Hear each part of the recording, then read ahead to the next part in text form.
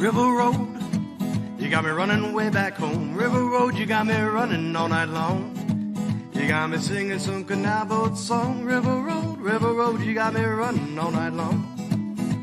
Hello, everybody, and welcome to another episode of the Niner Nuts. I am Dan here along with James that way. I'm not used to it just being us. Jimmy B, say hello. What's up, everybody? Screw the commies because they're the reason we're not going to hit our parlay this week. If you saw our parlay from last week. Yep, I pretty much. What we're doing now, no, Eric was not fired for his Depot comments. He couldn't be here for the rest of the episodes this week. We could only get him here for the recap episode of Tampa Bay, but we consulted with him on these picks, and because we have a few games happening on Thursday, one of them is in our parlay for the week. So for this episode, we're going to be for today's Wednesday for you guys. Our Wednesday episode is our parlay picks this week, and a special episode is going to be on Friday that I'll tease at the end for you, because you usually take the reign on these anyway. Jimmy B, yeah, let's go ahead and start breaking all these down. I will pull them up right in between us. All right, guys, and before we even start, yes, it's an 8-leg parlay. I know we're bad at 6 and 7, so we say screw it. Let's go for 8. Maybe let's make it more. Exactly. Let's just make it more. It's like 8-leg parlay, but if you look at it, it's like every week. It all looks like it makes sense, and it all looks like it's very possible to happen. Just like every single week we go through this. So we're going to start with the Thursday, early afternoon game, Thanksgiving. The Lions are always playing. The Lions are 8-2 for the first time since 1962. Okay, like this. JFK was alive and we hadn't hit the moon yet. Yes, that's the last time the Lions were 8-2 after 10 games. Like, this team is historic. The comeback against the Bears, a lot of it had to do with Detroit, a little bit with the Bears coach too. But all in all, we like the Lions to beat the Packers on Thanksgiving Day in Detroit. The Packers are up and down. You never know where you're going to get from them. They're very and wildly inconsistent. Detroit only lost 2 games. They're playing at home. Thanksgiving Day, we believe that stadium will be rocking. It's not going to be like the other Thanksgiving games in previous past, like pretty much my whole lifetime, where Detroit was pretty much crappy, So we think Lions over Packers on Thanksgiving Day. That's why we're coming to you today, Wednesday, with this parlay. Yeah, the Packers offense is just very inept. It's not the worst offense in the league because there's still Pittsburgh and Cleveland, but that Packers offense is just not clicking. That defense is fine, but when your offense is as inconsistent, it's going to hinder. So on top of that, the intangible factor really matters in this game. Detroit always plays on Thanksgiving. They used to always lose on Thanksgiving, but Thanksgiving means something to them. And the fact that they're relevant, they have a coach that's fantastic, that's got them firing on all cylinders. They want to put their stamp on this division. This will get them one step closer to locking it up. I know Minnesota's still technically on their heels, but they want to make a statement and say, hey, we can win this division, and we are a team that you need to look out for come playoff time. Like, they want to make a statement with this win, with how important Thanksgiving means to them. Being a division rival, right, like the Packers, that's going to be more than enough firepower, or that's going to be more than enough motivation for them to go out there and get a win. I think it's a pretty solid bet for them. Yeah, and if you saw last week's Bear game, you'll realize that Detroit did a lot of things to lose that game. And the fact that they came back 2 scores down with less than 5 minutes left to go in the game to win that game shows you there's no quitting them, that they can even win when they don't have their best game. That's not a Lions team I've ever seen. Like, so the Lions at their best should be able to destroy the Packers. They definitely weren't ready for Justin Fields. Like, they didn't think that the Bears were, that they thought the Bears were going to be playing just as bad as when Badgett or whatever his name was in the game, and they made it a contest. And yeah, like you said, the Lions got the grit to come back. Well, not only that, but Jared Goff, I believe, had 3 interceptions in that game. Oh Like, yeah, they were horrendous. I watched most of that game. I'll say I watched like 90% of that game because I was flipping between that and Pittsburgh. Yeah, no, Goff really did look terrible until that fourth quarter. yeah, and then he just puts it together in the fourth quarter with less than 5 minutes to go, 2 touchdowns, wins the game. So, even Detroit, when they don't play their best, can beat a bad team. And that's what we think they'll do to the Packers. So next up is the other Thanksgiving game that is always played on Thanksgiving. I didn't want to pick this because I don't like rooting for the Cowboys, but Eric somehow is a 49ers fan. He loves the Cowboys. I just he keeps picking them. Oh, you're on mute. The Cowboys beating up on a bad team is a solid bet. I'm with That him on is this true. one. That The is yes, true. yes, Sam Howell is passing a lot, but he's not getting any wins. And when the Cowboys smell blood in the water, that's not their own. They pounce on them, and then Yeah. they're gonna have a great Thanksgiving Day in Jerry World because they care about Thanksgiving too. They always play on Thanksgiving, just like Detroit. And yeah, no, this could be a bloodbath. Like I don't think it'll be a 40-point dumping like when they played the Giants, but no, this will be a very easy win for them. Then they'll celebrate on Thanksgiving like they usually do. Like it's Well, the thing about it is the only thing I'm reserved about this is like that Giants game. Somehow they were still in that game after giving up 5 turnovers, right? And they played the division rivals tough. I think Sam Howell is tough as nails. If you saw his touchdown catch, they threw to him, and his touchdown catch, he just like knocked everybody over, just to get into the end zone. It was just shouldering people, and they still couldn't bring him down. Like yeah. that's the only thing. I think Sam Howell is tough as nails. I don't care what anybody says. No, he's going to And stay with the next regime because we know Ron Rivera is going to get fired. Like he will yeah, stay with the next regime, Joe. Though, excuse me, because no, he is a very good quarterback. I agree. It's just not yeah. a good team and not good coaching right now. Yeah, I think Eric Bieniemy will be the next head coach of that team. But until then, I don't think that they'll be, the Dallas defense plus their offense against the Commanders defense.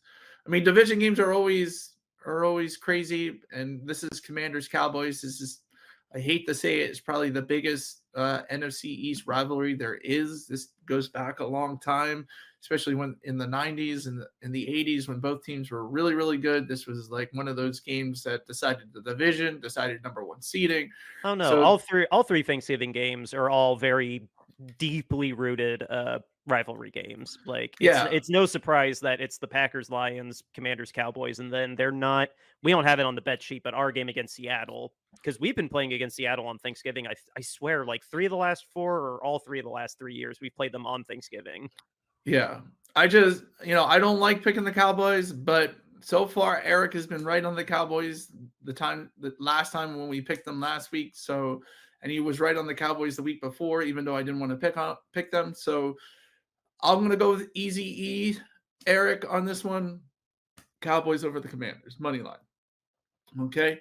Next we have Chiefs and Raiders. I mean, pretty simple. The Raiders are really, really bad. Um, I like you know, Aiden O'Connell, but no, this is not the Raiders always beating the Broncos. Like the Chiefs should have absolutely no problem taking care of the Raiders even in Vegas because it doesn't matter. Like there's not outclass, I don't want to put it that way, but they're gonna out talent them. Like that Chiefs defense is actually really good. Like low key, they actually have a really good defense to help make up for some of their offensive shortcomings, let's call it. But even still, you can only say shortcoming with a grain of salt because it's Patrick Mahomes behind center. Like you know. I don't even know how much more time we need to dedicate to this one. Honestly, I'm not trying to move it along. This is one of the easiest picks that we have for the week. The Chiefs should have absolutely no problem taking care of the Raiders, even with this much better head coach that they have. Yeah, for sure. So next we have another 4 o'clock Sunday game, and we have the Eagles over the Bills. Eagles are at home. Um, they have shown that they don't really take teams lightly, and the Bills are a mess this year. Not as good as everybody expected. The Bills are going to be coming into this game playing tough, but I think the Eagles won't take them for granted, especially with the Niners coming up the following week. The Eagles don't want to lose ground, if they lose to the Niners. If they, so if they lost this game and then they're going into the Niners thinking like it's a must-win game for the number one seeding, well, you know, it may not be if the Eagles beat the Bills. And so the Eagles going into the 49ers game will have a little bit more room to lose to the Niners if it gets to that point. So we have chosen the Eagles over the Bills.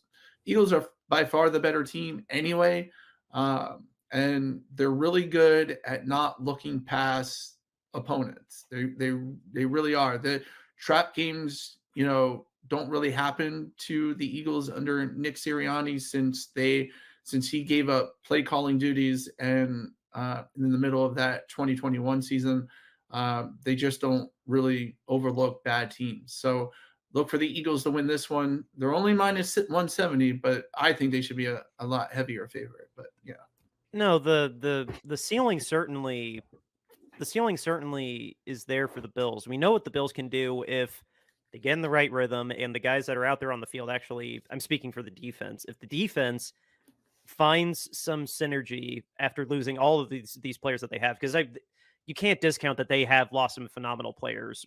Matt Milano was going to be an All-Pro probably, from what I've read about him. I haven't watched every Bills game, but losing White was really bad for them on the corner, and they lost another. I can't remember this third player's name, but I mean, losing Milano and White alone were bad enough. But they lost a third starter. I apologize, I can't remember his name. So the defense really already has enough problems.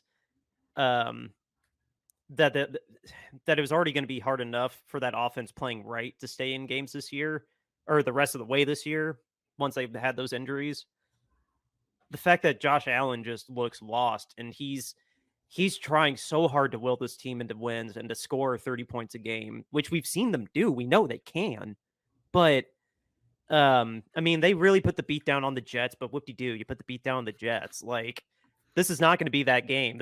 You're going to Philadelphia. It's going to be a hard game, and Philly knows how good you think you are, and they also know how good that you can, in theory, be.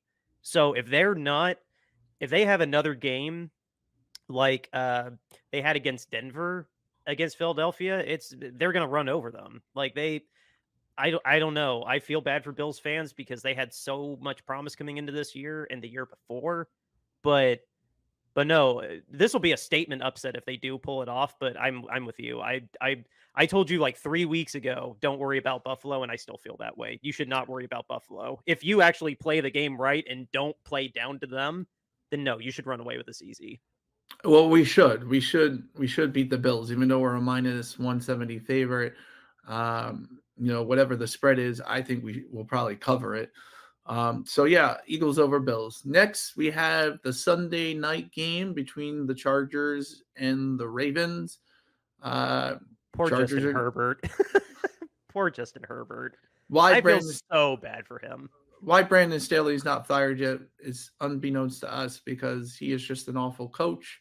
And the Ravens have a good coach in John Harbaugh. They have a generational quarterback in Lamar Jackson. They have a great defense. This is pretty much easy money, we think, but with the Ravens over the Chargers on Sunday night. No, I feel awful for Justin. Justin objectively is one of the best quarterbacks in the league right now. We just don't get to see it because, I mean, the Mike Williams injury is one thing, but with just clearly how poor Brandon Staley is as a head coach, when you look at this roster on paper, you would think this team would actually be competing with excuse me. You think this team would be competing with the Chiefs every year to win the division, and it would always be one or both of them like sneaking in as a wild card. But they underachieve, and they've always found a way to trip over themselves, throw up all over themselves every year with Brandon Staley. And I think even like a couple years before Brandon Staley, like that's just been the history of the Chargers. And I feel so bad for the small amount of fans that they do have. Because they had that big move too. That was another big factor into it. But strictly focusing in on this game, No, they're just going to be out-talented by the Ravens. And plus they're playing in LA, which we know every LA game is a home game for the visiting team. It's better. It's better than truly being in Baltimore, which would be 100% Ravens fans. But no, being in LA is still going to be like at least 65 or 70% Ravens fans. Yeah. So I mean, really, the Chargers have no home field advantage. You know, we both believe that Ravens over the Chargers is an easy pick. Even though And it's Herbert's got all the talent in the world, but no, with this coaching staff, and your best weapon is what he's got to be my age, like 31, 32-year-old Keenan Allen. Like, no, they need to just tear down the entire coaching staff, start from scratch, and then really take advantage of the draft next year to add some young blood into the roster. Because defensively, they're fine. They're not living up to their potential, though. Like, I don't know. There's no reason the Chargers should be as bad as they are, but they have been for the past 3 years. And I hope this year they finally get rid of Brandon Staley. Yeah, I mean, it'll be better. It'll be better for them if they get rid of Brandon Staley. So yeah, they won't be worse. Anyway, the next game. So the next game, we have my boy Josh Jobs beating the Bears at home on Monday night. So God, they got 2 primetime games in a row. I know, right? Oh man, they got the short straw with that. Well, I mean, they got an extra day's rest for the Monday night game at least, I guess. Yeah, they get an extra day's rest, but that Bears defense is not so good. The Vikings just had a very tough loss to Denver, which they could have very easily won. Denver for actually looking pretty good though. Like they finally Denver has started to look better in recent weeks. They're actually somewhat of an outside chance to get that 7th seed in the AFC now. So I think the Vikings just losing to them was the Vikings losing by 1 point to a good team. The Bears are not a good team. They're not good. They don't have a good coach. Their quarterback, I think, is talented, but he's not talented to carry that team to a win over the Vikings, I don't think. The Vikings have Justin Jefferson back finally. We need to phrase that as they're forcing him back. He did not want to play in this game. He wanted to go after their bye week, but after losing to Denver, no, they're forcing his hand to come back and play. Yeah. I mean, but still, Josh Dobbs has, Justin Jefferson to throw to. Justin Fields barely has enough time to get the ball to DJ Moore. So, yeah. I mean, this is an easy thing. And like I said, the last game they play earlier this year together. I don't know. They probably did. I'll look it up while you finish your thought. I didn't mean to try to step on you there. As we talked on the previous show, or we talked earlier in the show, the Lions did the rights. They gave the ball over 3 times to the Bears and still found a way to win that game. Kevin O'Connell, the coach for the Vikings, has got them playing really hard against really good teams. I believe they've won 5 out of their last 6. So yeah, I think the Vikings are on a roll. They're at home going against the Bears, who are just an awful team, who are bidding for 2 top 5 draft picks. Yeah, I think Vikings all the way. I think the Vikings will too. The Vikings did win the last one. I just pulled it up here. I believe this is when Justin Fields got hurt too, because Tyler Badgett played. He threw 14 times to Justin Fields throwing 10 times. So I think he got hurt in this game. And Minnesota only won 19-13, but I think they have a contract with the football gods that they have to be within 7 points, win or loss. So I'm not reading too much into that. Kirk Cousins had a bad game, though. Only 181 passing yards, 1 touchdown on 31 attempts. Like, he didn't have a great game. But but no, they're in Minnesota. They're in Minnesota. It might, I don't know. I feel like maybe the spread will be covered. Like, I don't think it's going to be a blowout either way. But no, I think Josh Dobbs will adapt. And being at home is going to help him a lot. And it's another week learning this playbook and being more comfortable. No, it's a division game, but no, I think Minnesota will be on top too. Yeah, I think so too. Justin So Jefferson being back is going to be the big X factor. Like if his chemistry clicks with him immediately, oh man, that's going to play off great for them if they want to still try to get a wild card. for sure, for sure. I think Dobbs, with what he's been able to do in the limited time in Minnesota, has been great. And I don't know. Maybe Josh Dobbs may be a franchise quarterback. Who knows? But I mean, I think he's got some skills. He won't He's command $35 million a year like Kirk Cousins did, so that'll help their cap. definitely, definitely. So next we have our only 1 o'clock game on Sunday. Texans and Jaguars. The Texans have won the first five, have won 4 out of the first 5 meetings with Trevor Lawrence, and that's even before they had C.J. Stroud and D'Amico Ryans as a head coach. So, and the Texans won earlier in the year when they were in Jacksonville. That was a nail biter too. That was a very close game. But Trevor Lawrence just seems to have trouble against the Texans, no matter when he plays them, who's the coach or whatever. In 3 seasons, he's 1-4 against the Houston Texans, and the Texans are, I think they're even a better team than they were when they faced the Jaguars the first time. C.J. Stroud has started to come into his own. The Texans are at home. I love when the Texans are at home this year. I believe they have one of the best records at home this year. Maybe 1 or 2 losses at most. But wait, no, I apologize. It was a blowout. It was 37-17. My bad. I thought that was a game that was actually close. yeah, I just wanted to correct that real quick. but I love the Texans at home. I believe they're a slight underdog, actually. I don't even know. Did you see what the...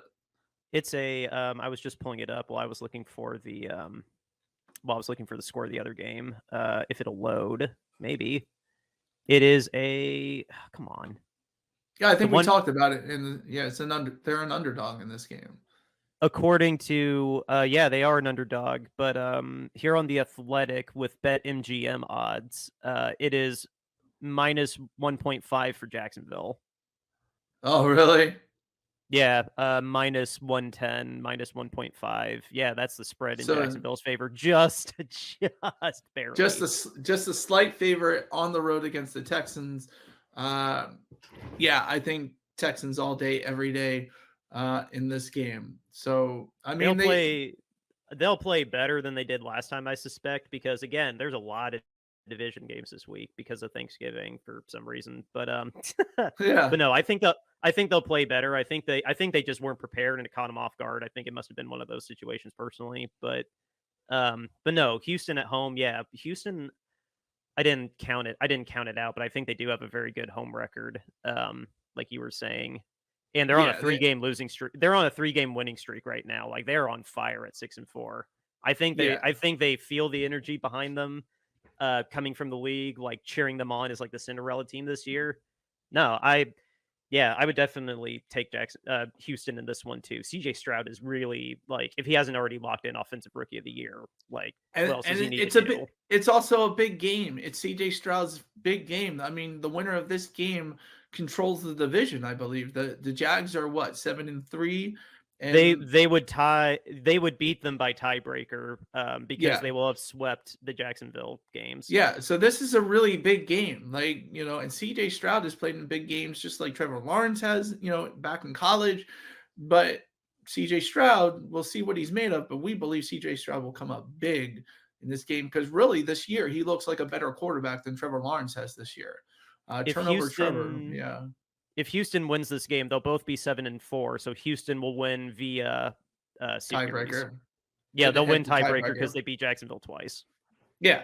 So this is a big game for both teams, and it's on the road in Houston. So we're going with the Texans. So if I can, like, I can't remember exactly what I'm doing on Sunday, but I'm definitely going to try to, like, how I have my main focus game. Like this will be up there as like my main focus game because this should be really exciting to watch. Oh yeah, this will be on. This will be definitely on my screen, and it's the only 1 o'clock game that we have on here. So I think this will definitely be on my screen. So Oh yeah, I will dedicate a lot of my focus to this game if I can. But anyway, Yeah. what's our last one down there? Even though people have seen this the whole time. Yeah. So we wanted to get better odds. That's just mainly what this was.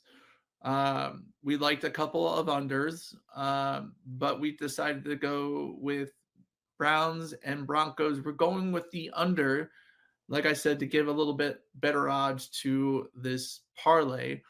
Um, 36.5. Denver's defense is playing really well. They're playing in Denver. The Browns defense, I mean, they look historic. The Browns defense does. And so we believe this will be a defensive battle um, between both of them. Look for like a 20-14 win by Oh, somebody. it. If that I've 17-14 maybe. I was say that's why we're taking the under. I personally think the score is going to be like I think the score is going to be 13-3. Like I think it's really going to be a low scoring game cuz Yeah. Russell Wilson's going to have a headache with that defense and Denver's defense is actually playing better plus DTR. It's already hard enough for him to score once. Like no, this is going to be like a 7-13 game, maybe 7-16. Like that's why we're taking the under on this because this is going to be a defensive game, guys. Don't expect fireworks. Yeah. So we liked a couple of unders. It was between this one and Steelers. Who were they playing? Steelers and Bengals. Bengals. We like Steelers and Bengals, but we decided to take this one basically because it gave us an extra 1.5 for the under. So this is why we went with this one. Plus, when you have a 35-point over under and it lands directly on 35, Vegas wins everything. And that's I like the half-point ones because like somebody's got to win against Vegas in that. So Yeah. Kind of like fantasy. Somebody in competition actually has to win. No solid points. If you play in a fantasy league with solid points, I feel bad for you. yeah, we learned our mistake with that one. So Oh we god. did it. So, but that's Jimmy B's, Indiana Dan's, and Easy E parlay of the week. Easy E in spirit. Also, guys, obviously, please double check. I don't have the graphic made yet, but double check your state's laws and regulations when it comes to gambling in fantasy sports. Call 1-800-GAMBLER if you think you have a problem. All these numbers that we looked at are from odds earlier today on November 20th, subject to change. Again, call 1-800-GAMBLER if you think you have a problem. Anyway, on to our sponsor. One of our sponsors for the show is RoyalRetros.com. What is RoyalRetros.com? There you go. I really need to just put that into the graphics pool too. I've been very busy with my day job. But Royal Retros is your go-to place for authentic throwback jerseys. And a really cool collection that they have there right now is the Candlestick Collection for all you 49ers fans. You can pause this episode and scan that QR code or just look up the Candlestick Collection on Google. It's a lot of awesome 49ers specific gear for you in the Bang Bang Niner gang. And as a special treat for you, as part of our collaboration with them, you can use the promo code Shady Sports for 10% off of your entire order. So find yourself a nice jersey, get 10% off with our promo code Shady Sports, and you can stand out in the crowd with your throwback jersey or something else from the Candlestick Collection. Again, that is royalretros.com and use the promo code Shady Sports for 10% off of your entire order. Go get yourself a Royal Retro jersey today. James, let the people know again about not that. Let the people know about our charity. I just wanted to say we've gotten more use out of that sign than I expected. So yes, I have the JPEG somewhere still that I could just so you don't have to put in the physical labor. I'll put that on my checklist, like redoing this background, guys. The background is coming, but my goal is to have the new background before the new year. I just was a little too busy to do it this week. But anyway, talk to the people about our charity. Anyway, guys, in recent news over the past year, we've heard some terrible things done by owners. Houston Texans minority owner was charged with very serious sexual crimes in Kentucky, And the owner, well, COO of the 49ers, Jed York,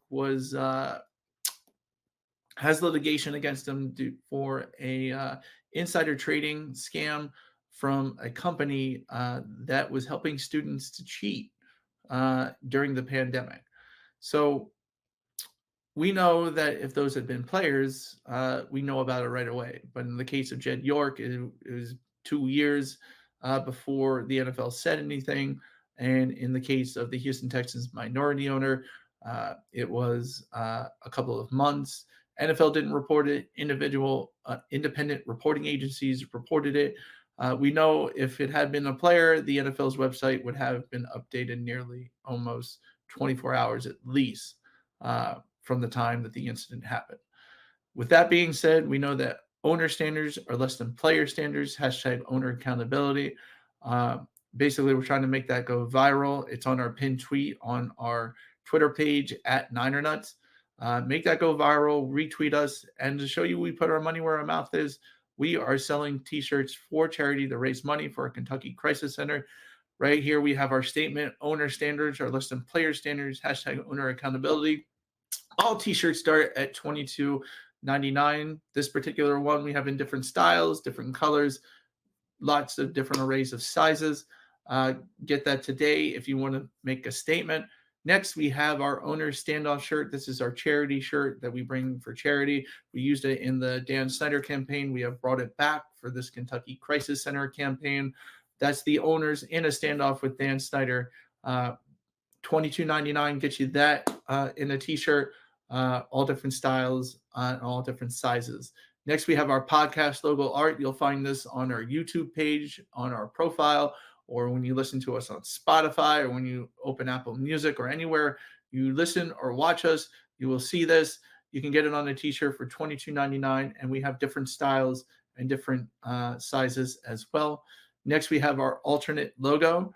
You can get that in a t-shirt for $22.99. We have that in all different colors, all different sizes, and all different styles for you to take advantage. And next, we have finally our Niner Nuts mascot. How can you say no to a peanut eating peanuts, sitting on the couch, rooting for his 49ers? Get that in a tee for $22.99, all different styles, all different sizes. Just Google bonfire.com and Niner Nuts Apparel right over there to find us. It's the first thing that comes up. Donate to a Kentucky Crisis Center today. All the proceeds go to the center. None of the money goes to us. We want you to have a cool t-shirt when you donate to charity. Exactly like James said. The shirts are excellent. They are in very good quality. And yeah, we don't want any of the money. We just want to do our part to give back and help people that are in need.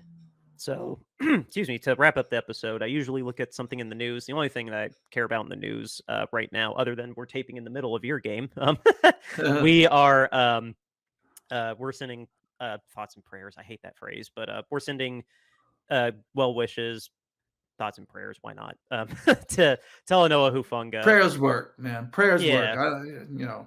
Yeah, I just the phrase. It's not the sentiment, it's the phrase. But no, we're sending nothing but love to Talanoa Hufanga while he deals with his torn ACL. It's a shame. He's a phenomenal leader on the field. He was a budding superstar. He was already an All-Pro, and just hopefully you can come back sooner than later. We know it's a long road for recovery for an ACL, but yeah, just I hope you kick that recovery's butt and come back stronger than ever, man. Yeah, Hoof, we want you back. Yeah, so we can bet on you for Defensive Player of the Year again. Yeah, that bet's out the window now. Yeah, that's $5 you'll never see again. Well, yeah, sometimes that happens. But anyway, guys, that's all we got for you today. Enjoy your Thanksgiving tomorrow. I didn't formally say that on yesterday, but enjoy your Thanksgiving tomorrow. Hope you have a lot of fun with your friends and family.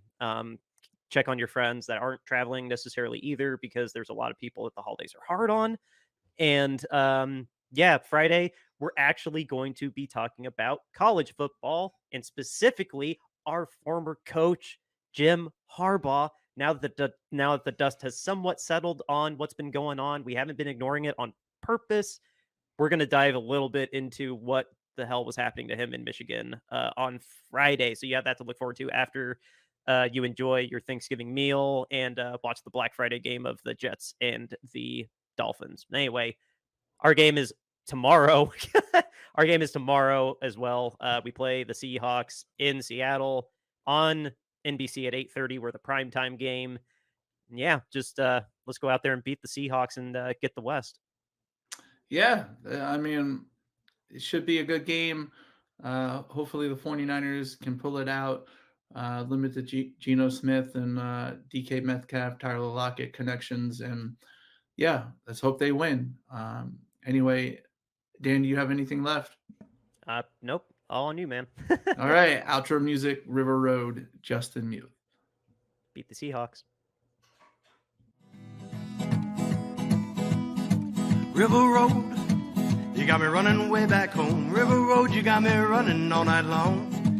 You got me singing some canal boat song. River Road, you got me running all night long. River Road, where have all the women gone? Have they kissed her hand and waved you bye-bye?